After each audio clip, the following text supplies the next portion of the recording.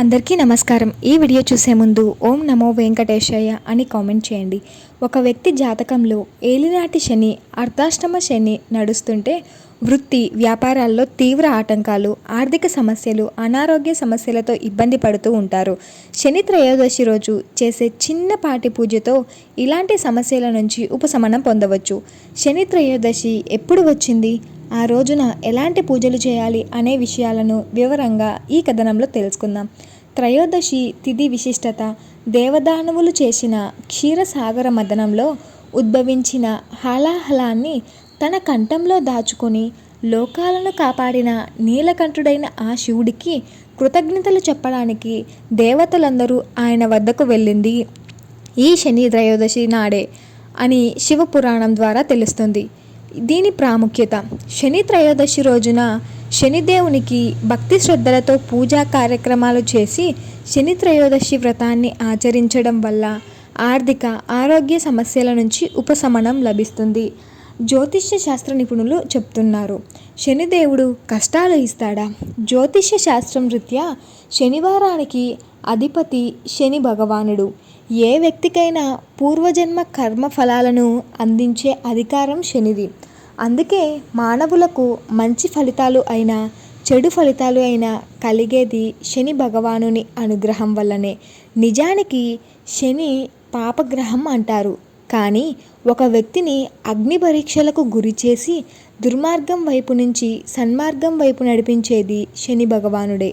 అందుకే శనిదేవుని ఆరాధనకు అంతటి విశిష్టత. శని త్రయోదశి పూజలు ఎవరు చేయాలి? జాతకం ప్రకారం ఏలినాటి శని, అష్టమ శని, అర్ధాష్టమ శని నడుస్తున్న వారు తప్పకుండా శని త్రయోదశి పూజలు చేసుకోవడం వలన శనిదేవుని అనుగ్రహాన్ని పొందవచ్చు. అంతేకాకుండా మకర రాశి, కుంభరాశి అధిపతి శని భగవానుడు.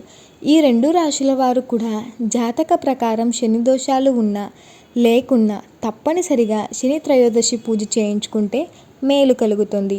అలాగే వృశ్చిక రాశికి అర్ధాష్టమ శని ఉన్నందున ఈ రాశి వారు కూడా శని త్రయోదశి పూజలు జరుపుకుంటే మేలు. ఈ పూజ ఎలా చేయాలో తెలుసుకుందాం. ఈ రోజున సూర్యోదయానికి ముందే నిద్రలేచి అభ్యంగన స్నానం చేసి దగ్గరలో ఉన్న ఆలయానికి వెళ్ళాలి. అక్కడ నవగ్రహాలకు ప్రత్యేక పూజలను నిర్వహించాలి. ఈరోజు ప్రధానంగా శనీశ్వరుడిని ఆరాధించడం, తైలాభిషేకం చేయాలి. ఒక తమలపాకులో బెల్లం ఉంచి శనికి నైవేద్యంగా సమర్పించాలి. ఇలా చేయడం వల్ల జాతకంలో ఉన్న సర్వదోషాలు తొలగిపోతాయని నమ్మకం. అంతేకాకుండా ఈరోజు నల్ల నువ్వులు నల్లని వస్త్రంలో ఉంచి తాంబూలం దక్షిణతో బ్రాహ్మణులకు దానం చేస్తే జాతకంలో అరిష్టాలు ఉంటే తొలగిపోయి సర్వశుభాలు చేకూరుతాయని చెప్తున్నారు. సింపుల్గా ఇలా కూడా చేసుకోవచ్చు.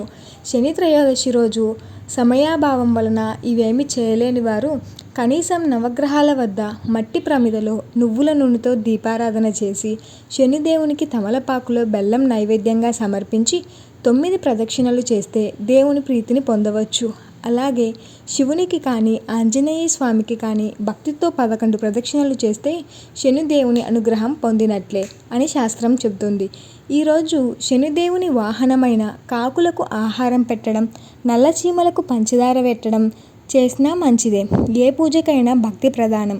భక్తితో చేస్తే చిన్నపాటి పూజకైనా అపారమైన ఫలితం ఉంటుందని పెద్దలు చెప్తారు. శని త్రయోదశి రోజు రావి చెట్టు దగ్గర మట్టి ప్రమిదలో నువ్వు నూనెతో దీపారాధన చేసి 11 ప్రదక్షిణలు చేసినా కూడా శని దోషాలు తొలగిపోతాయి.